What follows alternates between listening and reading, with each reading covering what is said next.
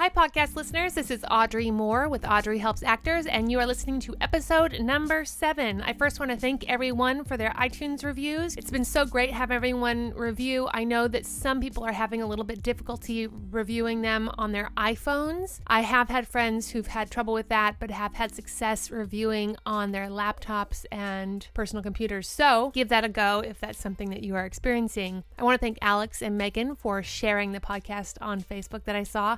And also to all of you, guess what, you guys? Our numbers grew exponentially, which is so great, which means all of you shared it to a friend that you wanted to hear it, and your friend listened. We have lots of people who started listening starting from episode 1. That's so great. I just am so happy that you're spreading the podcast, that you like it, and that you're sharing it with people so that they can get the same things out of it that you have gotten out of it. Today we're going to talk to Falk Hentschel. You may have seen him as Hawkman on Legends and all sorts of various comic book CW shows. So many big congrats to him. He just booked the leading villain on a Robert Zemeckis movie. It's got Steve Carell and Leslie Mann, and I'm just so excited for him. I've known Falk for a really long time and gotten to watch his entire journey from really being a struggling actor to where he is now. I couldn't be more happy for him. We're going to talk about how he fell in love with the business side of acting. It's a journey that I have gone through as well. So much of what you hear is how do you stand the business side of it because there's no control and you're always disappointed and it's all unfair and all those sorts of things. And we're going to discuss our journey with that. We both really love the business journey as much as the acting journey now, and that's something I truly am personally most proud of for myself. You'll get to hear how he has been an inspiration to me and pushed me forward for a lot of my journey, and I hope that you are inspired by him as well. Starting this podcast, I'm going to start introducing sections into this podcast. These sections include shit you don't know about your union, shit that your agent won't tell you, and also we're going to start sprinkling in some information about fall episodics. Fall episodics are going to start in about a month, and I want everyone to have all the information possible of what shows to be looking out for. And that's it. Enjoy the show. Audrey helps actors because they don't know anything. How are we doing, babe? Are we live? Are we live? Is this thing working? Is it working? Is it on? Oh, ready? No. Hi, everybody. I'm Audrey Moore with Audrey Helps Actors, and today we have Falk Hentschel. Do you want to spell your name since it's Sure. so weird? Sure. My first name is Falk, and my last name is Hentschel. Very good. You can spell too, you guys. My own name. Your own name, practiced. even. It's so exciting. So today we're doing an episode about falling in love with the business side of acting.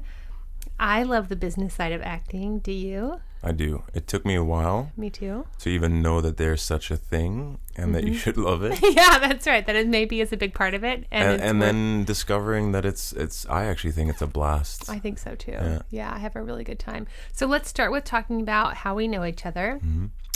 Well, we know each other because we both have the same boyfriend. That's correct. You met him. And we shared him for a while. That's true. You met him first. Yeah. And then you took him from me. That's slowly, true. steadily. That's true. So Falk is Jesse's best friend. How long have you been pursuing acting professionally, and what did you do before you were a professional actor? Pretty much when I landed in Los Angeles, which was 14 years ago. I was dancing. I mean, I was acting when I was little, like literally running around in the woods with cameras and just making movies. Mm-hmm. And then I couldn't find a way into the business of acting, so my mother detoured me and said, why don't you dance? She had this idea that there were so many dancers that made an acting career. AKA Patrick Swayze and right. John Travolta. And she thought it was a brilliant idea, and it really was. Yeah. So I was a dancer and then a choreographer, and that brought me to LA and figured out my paperwork. When Falk says his paperwork, I just want to let everyone know Falk is from Germany. Yeah, do you want to say hello in German? Hallo, wie geht's euch? Für alle deutschen Zuschauer oder Zuhörer. It makes me so happy when he speaks in German because he never does it. So yeah, it's very true. exciting. So I just wanted to give everyone a little bit of a backstory about Falk and his work ethic, and I'll do it for you because I can talk you up better than you will yourself. I'm kind of excited. I've laid it out for you before, and you've been like, whoa, I am impressive. I'm like, yeah, you are. So you moved to to Los Angeles via London, via Germany. You spoke English, but you had a very thick German dialect at the time. So they say. So I'm well assured that that was true. Just picture this. Imagine that the place wherein you pursue an acting career and are successful as an actor is actually in Germany. So you learn German and then you move to Germany. You learn how to not only speak and read German, but to memorize lines in German in different German dialects. And also, so people know about Falk, like, he didn't speak German for a year. Is that how long it was? 2 years. For 2 years. Not to his family, not to his friends, so that he could absolutely lose any trace of his German dialect. And that is really commitment. And so if you're not working that hard, which isn't just about hard work, it's really about sacrifice also, then you probably are not going to be one of the people who make a living consistently in the pursuit of this business. What you have done has always been really inspirational to me, and I've said to you that I don't feel like I could do that, and you've said to me, no, but you would have. And that's true. Absolutely. I would have. That's I think right. you absolutely would have. I would have. So that said, about your work ethic, how many times have you almost quit this business?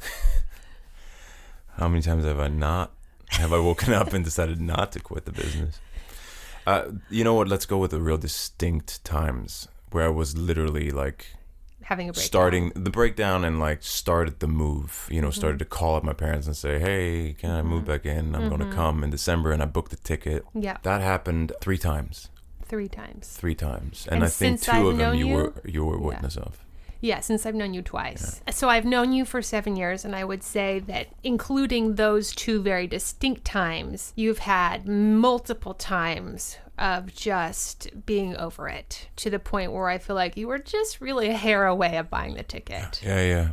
Like many, many times. You've really had to push through many times to the next level. And I also wonder if part of that is the dancer in you, because as a dancer, you do have to do that. It's a very physical experience, and you have to push through to get to the next level. Yeah, you absolutely do. And I guess I was also lucky by being German. The longer I was removed from Germany and doing the acting thing, the more likely it was that nobody would ever hire me again for anything else, because in Germany, when you have a resume that has a gap of 7 years, you're not gonna do anything else. Part of that was like, well, I'm all in. At what point are you in your career? Meaning, how often do you audition? What is the quality of those auditions? What is the quality of your representation right now versus where you have been since I've known you, or since ever? That's a good question. I would audition wise, I have to say I could have a lot of auditions, but I've been very picky. So that says something. I've been able to sort of say, hey, this is what I want, this is what I don't want. So we're very specific about what we actually put ourselves on tape for or go in. So that's great, but irregardless of what you actually accept, how many actual opportunities are you getting, say, since the new year? So it's May now, so since the start of 2017. So this year was slow, and we had, I think there would have been 15 pilot auditions. 15 pilot audition opportunities.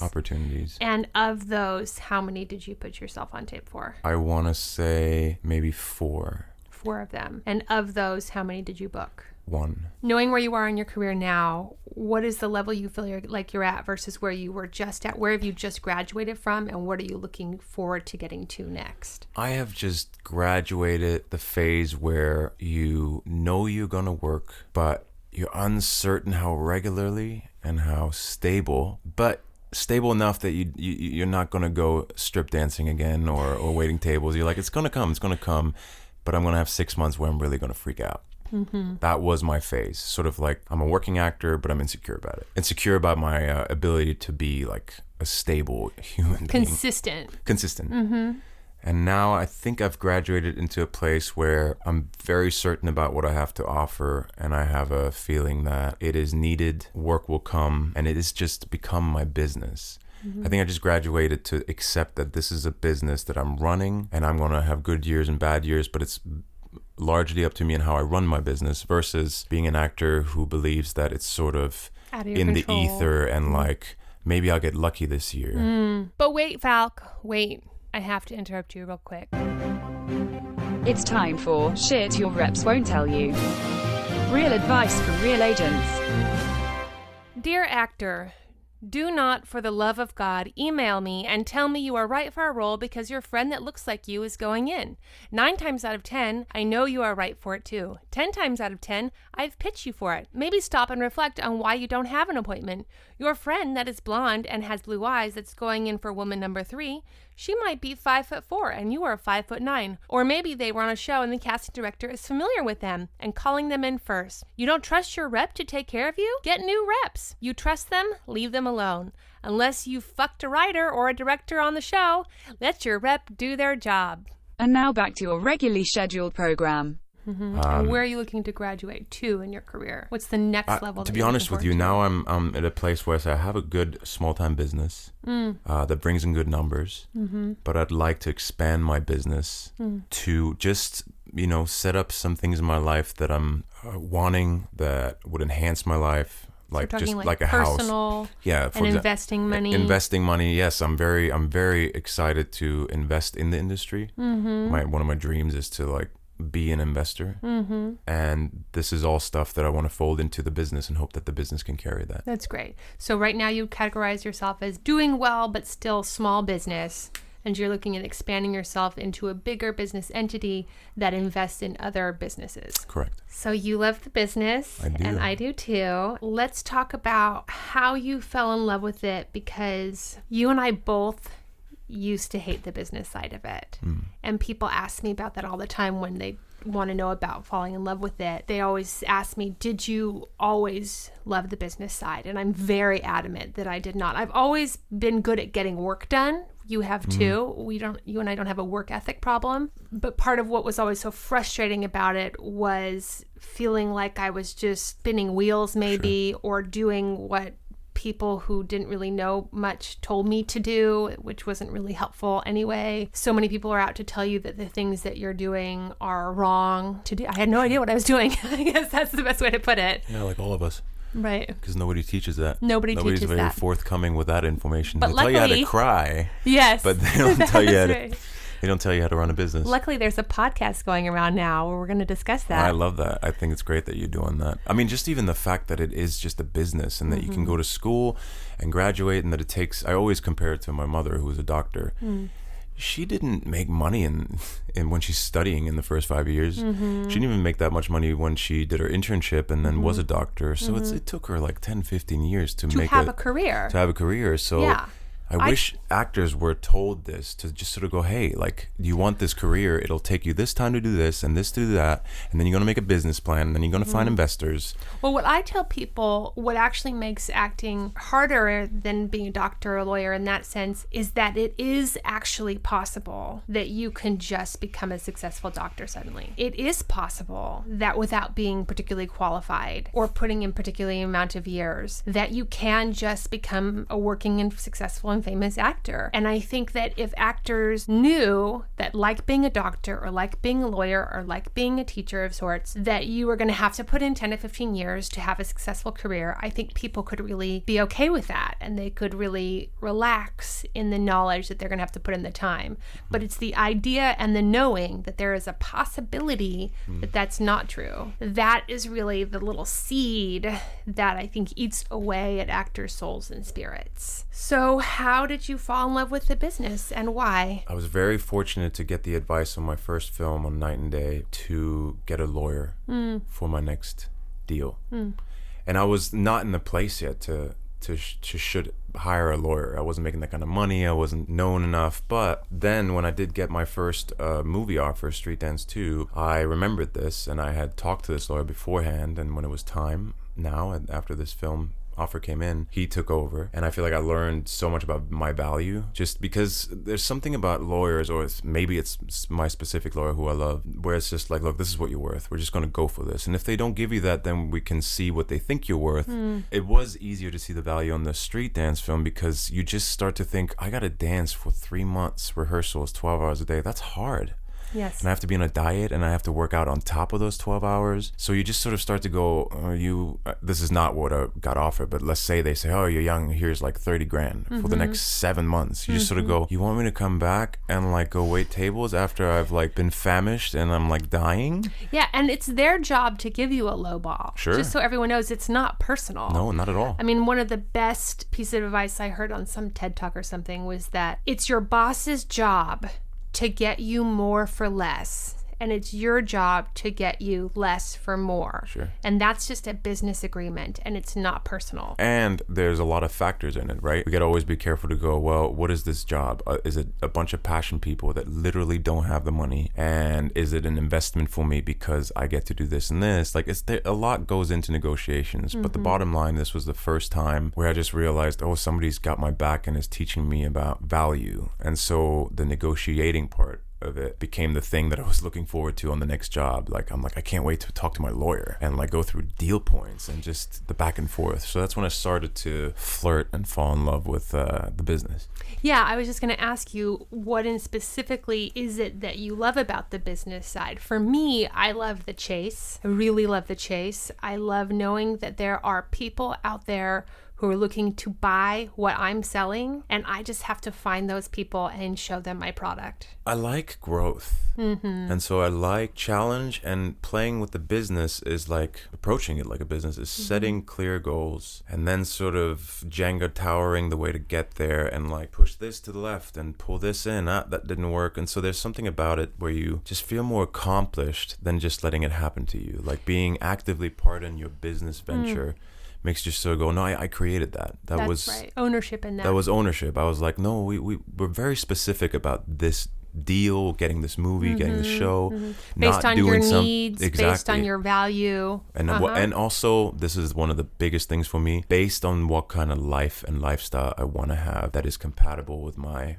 business. Part of what you're saying to me is understanding that the business side has a creative flow to it, just exactly identical to the acting side. And when you can start to understand that the business side is a creative flow process, just like when you guys are acting and you have this line and it's like just really pissing you off and you don't know how to say this line and nobody fucking talks like this, and you work and you figure it out and you talk to people and you try it this way and you try it that way and you try it this way and you try it that way, and then finally you understand the line. And then once you get the line, you're like, oh, now I get the character. I get it. And now that you get the character, you get the story. And it's that problem solving of that line that gives you the character, that gives you the story, that is part of the deliciousness of being an actor. And that exact same thing is true for me in the business side. I can't get an audition in these rooms. How do I get an audition in those rooms? Well, I think I need to have this thing that shows that I can do that, whether that's a headshot or a rep or a piece of footage, and then literally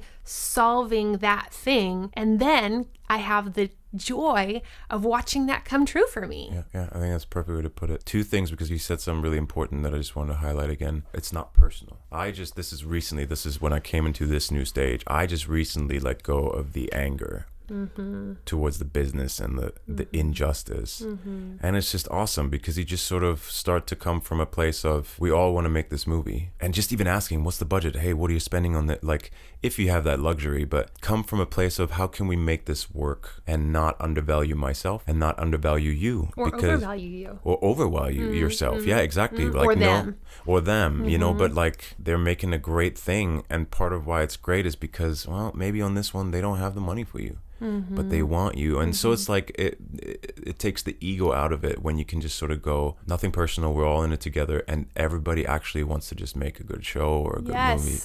I mean, if everyone could just hear that, everyone's goal is to make something great. Even when they believe that it's probably not going to be great, but somebody bought it, nobody knows why. I started to really understand it when I started understanding how much everything else costs. When I started understanding like music rights, it's like, oh, right, they have to pay Led Zeppelin $1 billion to use that song. And so if they can get all 8 of these actors as local hire, rather than getting them from Los Angeles, putting them up, doing all that, then that means that they get to use Led Zeppelin. That's what I would do. Yeah. And really putting myself in their shoes, as an actor would, putting myself in the shoes of the character of this producer or this network, and really start started understanding they're not trying to be a dick to me. They're trying to make the best product that they can make with all of the things that they want. All of the talent they want, whether that's a lighting talent or an actor talent or a music talent. To go back, I think actually the first time I was aware of business and started to have fun with it is with the production of my reels. I was going to talk about that because we'll you hold and it. I...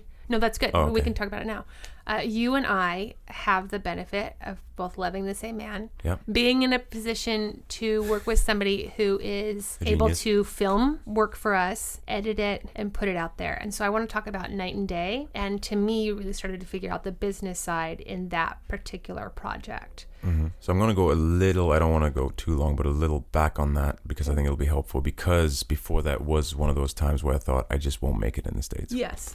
Because I had no reel, I wasn't even getting auditions for the student films. Right. I was in there too. Like I Just say- so everyone knows, I was there too. I They were say like, to like people "Ooh, that start now, and I'm like, you started like 6 months ago and you've done 10 student films. They wouldn't even audition me. Yes. I had no agent. Yeah. And so I said, this is how I met Jesse. I was like, I gotta make a film for my childish fulfillment of being in a movie in English that looks like a Hollywood movie. I'm gonna spend I'm gonna name numbers. I had $14,000 saved up, which back then as a dancer was a lot for me. Yeah. I spent all of it and made a short film, which in turn became my reel. Cut together out of the short film, and we shot some specific stuff for it. I was happy about it and fulfilled with it, and it randomly got seen by my neighbor, who was an agent, commercial agent, who said, let me give it to a manager. That reel went to the manager, who loved it, who signed me, who got me an agent. 2 weeks later, the agent got me an audition for Night and Day. So I do believe that's where it started. Like I had a very specific reel. Yeah, I want to talk about that, a specific reel. Yes. Because part of where most actors majorly fuck up, you guys, is in trying to do everything and be everyone. It's confusing. It's confusing. Eventually you can get to have the product of I do everything. But your way in is usually a way in. And what I thought was so smart about what you did is you realized that you have a particular face shape, that you are German, that you work out a lot, and that tells a story, which is guy who beats people up. And so you shaved your head. That's correct. You got footage wherein you were beating people up, and that also is in really perfect alignment with the fact that you're a dancer, because the person that they hire to do fight choreography are dancers if they're not stunt people. To be fair, I was a martial artist before I danced. You were extra qualified for that field. And so you figured out that your way in was going to be guy who beats people up and kills people. And either guy who beats people up and kills people and feels bad about it, or guy who beats people up and kills people and feels good about it. Right. But either way, that was your ticket to the show. Yeah. I really learned a lot from you from that, because I could see that you were really so specific in how you targeted that. The reel, back to the reel, I think the reel is confused as like, let me show them all my acting skills. What it should be is, I want to give them a commercial for my product. And in that commercial, be good if we can like put in some quality. Yes. Like I'm an iPod, so like it works really well. So you want to put in a scene that shows that you can act, but overall you want to have a commercial that says you're looking for this product. That's me. Yeah, I compare casting to shopping and say like some of the best fashion advice I ever got was style is wearing what you can wear that nobody else can pull off as well as you. Wow.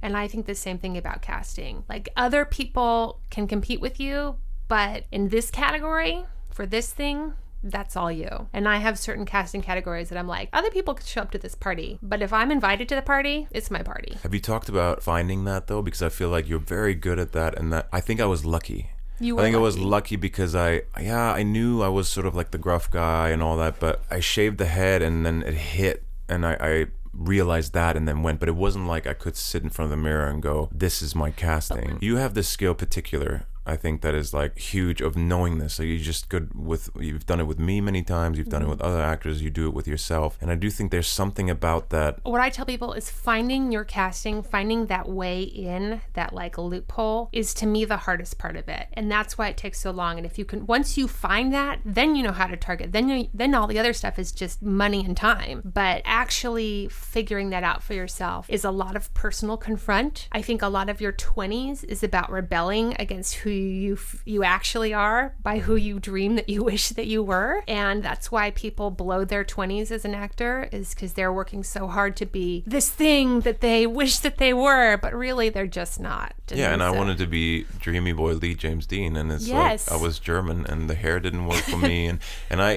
the pictures look good. Totally. You always tell me like that you want to be Ryan Gosling, and I'm like, Falk.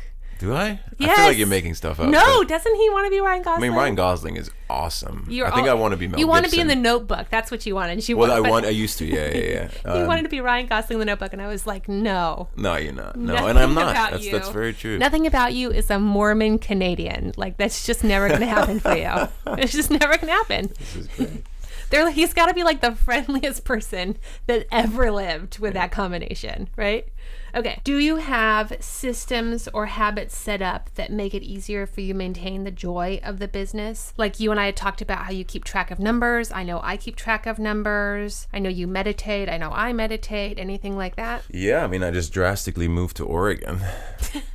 I got a house there and stuff, and I'm skiing. So what I'm saying with that is the more valuable my life is, like I can literally put a number on it. Like my life is so much fun that it just is going to require this kind of money to stop that life. Because we stop our life. If you do a show or a movie, you know this, your life's over. And you live this life called, let's make this thing happen and make a TV show. So I feel like the better I made my life in a way where I'm like, I can't wait to get back to that. If I don't get this job, well, great, because I have all these other plans. It makes it really fun for me to do business, because then you go into the business just going, this could be awesome. This could enhance my life even more if it's the right situation. But you don't freak out about it when they say, well, you're not going to get that. And then you just sort of go, fair enough. Like it's next time, because it's business, it's not personal. Exactly. And it's just like on this project, you weren't valuable enough. And also for me as an actor, then I go, well, I want to be valuable. So good. Like you should get somebody else that you think is that valuable. Well, you're also really good. It's something that I've gotten better at in the last several years, which is a lot of this career is about taking a risk. So just like in acting, you guys, when your acting teacher is like, you got to take risks, you got to dare to not know. That's the acting thing. And that is also true in business, and the business and life choices are always connected, right? I used to know that I needed to take an action and do this action, fill in the blank, whatever that was, and then I would sit on it and I'd wait. And then once I actually did the action, then I would get all this flow from that in my career of opportunities and bookings and things like that. Like when you took a risk. Taking a risk. Yeah. I took the risk. And I've learned that just like in acting, you have to take the risk to find the flow, to find the life. In business, you have to take the risk to find the flow, to find the life. And that risk is always changing. The less time that I can have between my feeling like, oh, I should take that risk, am I actually taking that risk, the more momentum and flow comes into my career. Makes so much sense. I think that makes so much sense. But it's tricky because I think you get used to a certain lifestyle that is risky. Like living in LA and auditioning, that's risky. But if you've done it for 10 years, it's not such a risk anymore. You gotten used to that risky lifestyle. So then maybe, just changing something around. Well, I can say for you, you just moved to Oregon, and that was a risk for you because you were no longer going to be here individually and independently to audition for these roles, which is a risk because you're now saying, I'm going to take the leap, that I am of the value, that my tapes will be seen because they want to see me, and then when it is time to work, I will work and the work will be there. Yeah, it's horrifying. It is horrifying. And you did that. Similarly, I took a summer where I went to go build credits in New Mexico a few years ago. In doing so, I wasn't going to be able to audition for commercials. That was a scary risk for me because I book commercials and they help me pay my bills. And you left your life behind. I left my life behind, but for me, it was more like about the money. And I love my commercial agency, and I knew that I didn't want to disappoint them. They're so great, and I didn't want to get taken out. And I just had to ask myself, do I want to be a commercial actress who sometimes books television, or do I want to be a television actress who maybe sometimes books commercials? And it was really letting go of a few months of opportunities to book commercials, which pay way better at BTW, guys, than a lot of television, and really having to take that risk. And I did book that television, and then my television resume got really big, and then I was able to book big television, and that risk paid off. Since you say that, you tell me if it fits into this podcast. But wait, Falk, wait. I have to interrupt you real quick. We interrupt your regularly scheduled program to bring you shit you didn't know about your union. Read your checks. This is a really big thing that most actors don't do because they don't know their rules. And the greatest example I can give to you about this is I did a job for a commercial, and it was me and 2 other girls. And we all decided to exchange numbers and email addresses, and we kept in touch as the checks started to come in. It turns out that this commercial was doing 2 separate edits, and when you do 2 edits, you basically get paid for 2 spots at just a little bit different of a rate.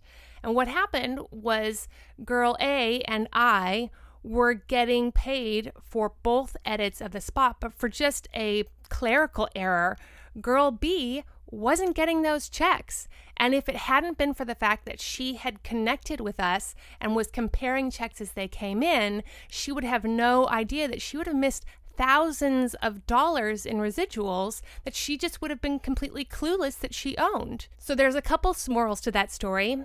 Know your contract. Know that if you have multiple edits, you should be getting paid for multiple spots. Also, make friends on set, compare with each other, and make sure that you are getting paid for the things you're supposed to get paid for. Also on that job, I didn't get paid for my wardrobe. They didn't have it on our timesheets when we asked about it when we were on set. And then when the checks came, sure enough, wardrobe wasn't on there. That wouldn't normally be such a big deal, except that I was personally at wardrobe for 6 hours because they had to do a hair test for me, which really adds up. My agents just called, made them aware of the fact that there was no wardrobe fee on it, and I was able to get my wardrobe fee at a later check. In addition to, I was able to let the other actresses know that their wardrobe fees were probably not on there, and they weren't. So this is what happens when we all work together, because you are your union. And working together means all of us get the money that we deserve. And now back to your regularly scheduled program. But it makes me think of investing money into your career. Can we talk about investing money into your career? That is such a big Actors. Invest money in your career. A lot of actors are very hesitant on pouring big amounts of money. Most actors have the unfortunate habitual flaw of trying to do the cheaper option and wasting time, which wastes money. And I think the best example I can use of that so people have a practical understanding is headshots. A lot of actors need to spend good money for good headshots. Not all actors. One of the best headshots I saw is a guy who had a picture that looked like he took it at a Sears in Indianapolis. But his casting is a guy who would go take a picture at Sears in Indianapolis. So it works so great for him. So not everyone has to do that. But if you're casting as somebody that needs a good professional looking headshot and you're panicked because you need to get ready for pilot season, so you call up the expensive headshot photographer, but they're booked. And so then what you do is, instead of just waiting for that appointment, you get an inexpensive headshot photographer to do it. And then you spend a couple $100, and then you get the headshots, and they're not good, but no one will tell you they're not good because no one has the guts to tell you they're not good, except for maybe your agents, who they don't send you out anyway, so they can go fuck themselves. And they're the ones you told you needed new headshots. And these are the ones you have. So then you post them up, except they're not going to get you anything because they're terrible headshots, and they are totally unclear with your casting. And so you wait a year, and then you take new headshots. So you wait a year, and you take new headshots, except you're panicked again, and then you call the expensive headshot photographer, but they're booked up again. It's like this cycle, and then 5 years have gone by. And if you had just waited the 3 months and saved up the money for the expensive headshot photographer, then you too could have good headshots, and you too may have gotten taken seriously as an actor. It's because when people are looking at your product, if your advertising stuff says, I don't take myself seriously as an actor, then the people buying are not going to take you seriously as an actor. Exactly. And there's never an excuse. Here's the thing. The people that see it, they don't know your excuses. Yes. You are they don't care. competing in some cases with stars. So your stuff better look like that same quality, because they won't say, well, just imagine if you had the right lighting, and imagine if you had some money for the right stylist. No, they don't care. They don't want to imagine. And also, this never stops. I'm thinking now, for me now, it's okay, so I got some stuff coming out. Am I going to invest a ton of money into a publicist? Yeah, probably will. Yeah. So if you want to have an ever expanding business, you have to ever expand the money you spend on it. You have to, and it comes back. I'm trust yourself. It will come back. Maybe not this year. Mm-hmm. To me, what it is energetically is when you say, I am valuable and I'm going to invest money in my own value. I have experienced from me personally, I am always rewarded. Yeah. at least twofold. And I have made several very painful emotional investments where I was like, I don't want to spend that money or take that risk. And the reason I do it now is because I have just seen time and time again that it is always worth the investment. And the more I say, yes, I am worth this value, the more I get in return that says, yes, you are. And there's an excitement to it. I'm like, so true. Like when I invest in Jesse or something and I'm like, look at that reel. I'm like, yeah, I'm going to invest that because it's awesome. Like I can't wait. You want to be proud of your work of and your your work career. and your materials that you send out. So that's maybe a way to just sort of go, be excited to spend the money because you'll have the top-notch quality stuff to show. It is hard. It is hard to say, here, I'm going to, even if that means, because I know a lot of you are like working at restaurants and you're like, invest what? And I always tell people like, yeah, you have to put money on a credit card to buy that thing sometimes. And that sucks, but do it. Or you have to work an extra shift 2 times a month. And if you work an extra shift 2 times a month and you make an extra $200 to $400 in a few months, you're going to have the money to invest that into something of value. Give me 3 business things that you wish someone had told you, or 1, however many you want. I mean, I think the value your life and just even make it a business. If somebody just told me like, you're building a business, look at it from that point of view. Don't just look at like, are you getting a gig? Is your acting good enough? But a lawyer, which I was told, so I actually I'm not. That's great. You can be things that that was told. Confidence. I wish somebody would have like told me like that it's okay at some point to sort of say I'm worth a certain number. Just put a number on yourself, and it doesn't even have to be high, but just to like earlier on, not just see what comes in and what people tell you you're going to get paid, but just to sort of go, well, this is my career. So if I was a plumber, I would ask, well, how much am I going to make after the first year of being a plumber? And to just sort of ask yourself, even if it's $25,000 a year, somewhere to start to know what you have to accomplish. That's part of what I did also to help me quit waiting tables. Was I realized where you had said that you just were of like, I'm confident that I can maintain booking. Was I felt that I didn't actually need to make that much money to just live in LA. That was really like 30 to 35 grand as an actor. And commercials, you can book that in 1 commercial or maybe 2 or 3 that don't run as well. And I had enough evidence at that point to know that I am capable of booking 1 to 3 commercials a year. And so I just believed that I could do that. But that's a business decision. How much is it going to cost for me to run my business? Well, to run my business, I need to be able to live in Los Angeles. And my living in Los Angeles expenses, including career expenses, was about $3,000-ish a month times 12. And so I knew I needed to just make that as an actor.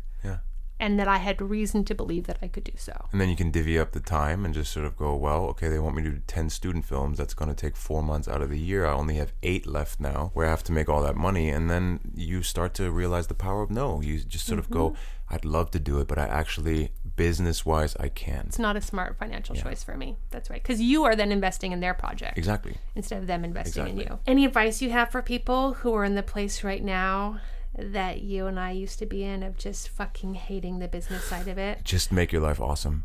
And like I had side gigs and I think I hated them, but if I had found a way to enjoy them or to just create, like I said, create a life where you're not going to run out of energy living this horrible life. When am I going to book and be solved from this suffering? You know? Right. I think that is when my career started to take shape, when I just sort of went, you know what? I'm going to live really well no matter what my career does. Yeah, I'll say about that was a real turning point for me. I had a teacher, we'll shout him out, Alan Barton, who had me in his office crying again. And he said to me, listen, Audrey, there are some people who come into this office and we have to have a real conversation about whether or not they should be an actor. And maybe they should go do real estate, or maybe they should move back home and start a family. But you are an actor. So you've got 2 choices. This could be fun for you, or this could suck. Your choice. And that really changed the way I started to approach it, because I was just so tortured about the whole thing. And so I decided, because I was in it. I knew I was in it. He was right. Nobody thought I was ever going to go anywhere. That I had to change the way that I was experiencing all of it rather than trying to change all of it. Yeah, it's great advice. Okay, I always ask, do you have any questions for me? I would love to know, you know when you have those moments where you go, right here, there was something that happened, a realization, a moment in time when you decided, okay, I am an actress. And I know you've always known, you just said it, you've always been an actress, but like, I'm an actress, and because I feel like I for a long time apologized for it. I'm an actor, but I haven't booked anything yet or whatever. When did that point come when you were just like, no, I'm an actress and like you should hire me? Well, I will say that though I have been acting since I was 7 and have had the identity of being an actor since I was probably 11, that yes, I too came to LA when people asked me what I did. I was like, I'm an actor, because I felt sort of embarrassed about like the cheeso-ness of being in LA and being an actor. Yeah. And where it changed for me was actually in my teacher, Milton Katselis, has a concept called your career concept. And what is your career concept? And so his career concept was to rehabilitate. And you could see that in him as a teacher, as a filmmaker, and also as a visual artist. He was a painter and sculptor. And what he would do is he would take found objects, trash, things like that, and he would literally turn it into art. So he wanted to rehabilitate. When I came to understand really that my career concept is to provide relief, that became a lot easier for me. And I started to really understand my value as a storyteller, because it's my personal point of view that people really live hard lives. They live some hard, sad days, and there's a lot going on for a lot of people, and they are in fear, and there's tragedy, and there's beauty too, but there's a lot of people are just having a hard day, and managing their day is hard. And the beauty of the storyteller is giving them relief through distraction, relief through perspective, relief through understanding, relief through empathy. And I believe very much in my ability to do that and in my place to do that. And I think that I'm really qualified for that, and I really love it. Once I understood that and could acknowledge that that's my purpose, and that purpose is what I so love about this pursuit of this business, then being an actor is a really remarkable and beautiful thing. And I always say to people, don't let the fact that so many people are pursuing what you do devalue for a moment what you do. Well, you said this to me yesterday, and this is another powerful thing that I'm just really coming to in choosing, negotiating, whatever, to really go to the core of why do you want to do this gig? Once you work a lot, you have the luxury to go, what do I actually want to give?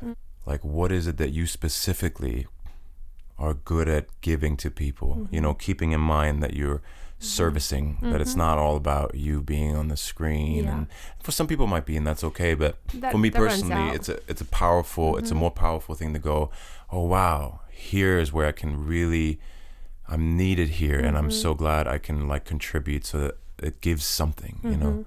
And also I wanted to just say thanks to Brad Greenquist, because my early business advice that did kickstart me came in his class. So thanks, Brad. That's great. Okay, we do 5 questions. We're going to lightning round these. What's the hardest thing about the business for you? We'll come back to that lightning round. I'll take it at the end. No, give it to me. Can you give me a hint? You know me really well. Lack of control. Yes, lack of control. That is a good one.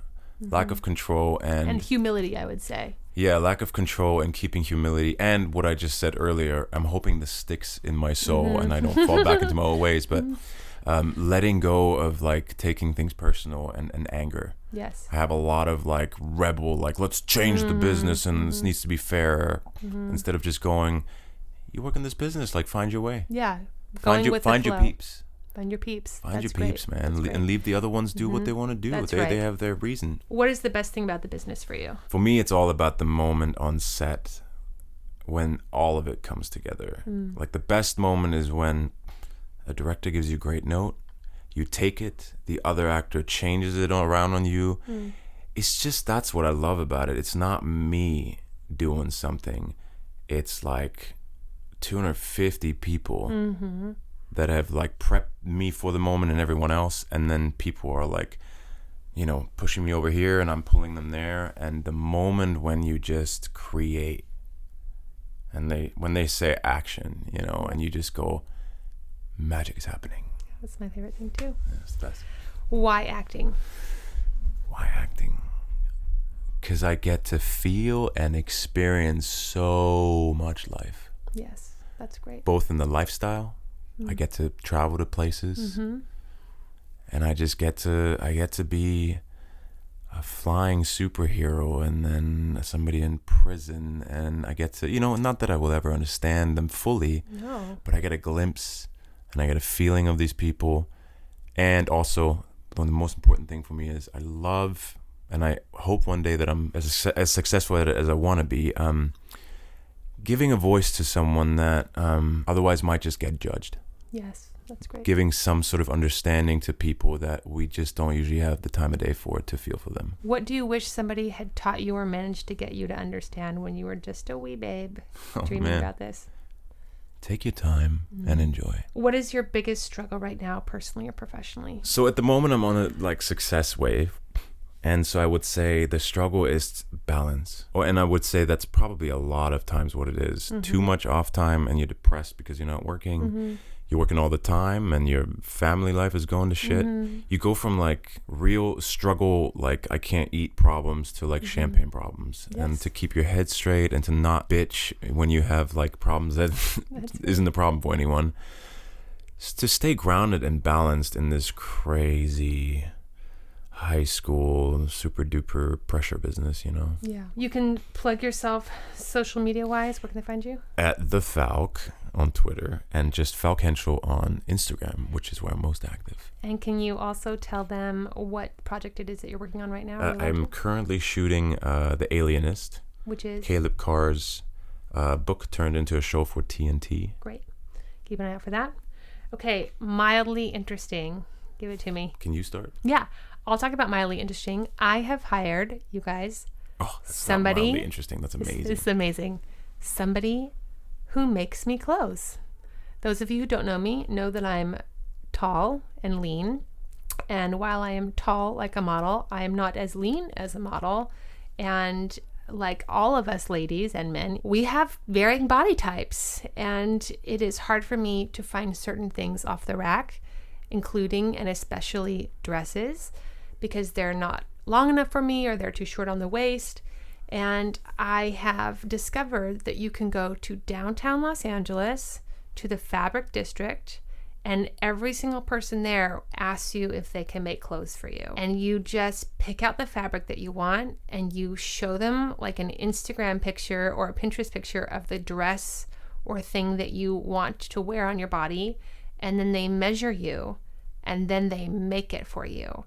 And the prices are comparable or cheaper to what you would buy at Macy's. This is amazing. It sounded like Audrey Moore's podcast is sponsored by Downtown LA Garment District. I'll go with a movie. How about that? Okay, great. It's not just mildly, but I was really interested in watching Lovers this week at the ArcLight in Sherman Oaks. It was a very unique, fresh way of telling a story, in my opinion. Great. Straightforward film. Go see it. Lovers. All right. Well, thank you so much, Falk Hentschel. I appreciate it. Thanks for having me. This was fun. And most importantly, don't forget your towel. Next time on Audrey Helps Actors, we talk to Kelly Daniels. She is a veteran in this business. She has been a working actress for many years in both New York and Los Angeles. And I want to discuss with her how she transitioned out of being a waitress into being a working actress.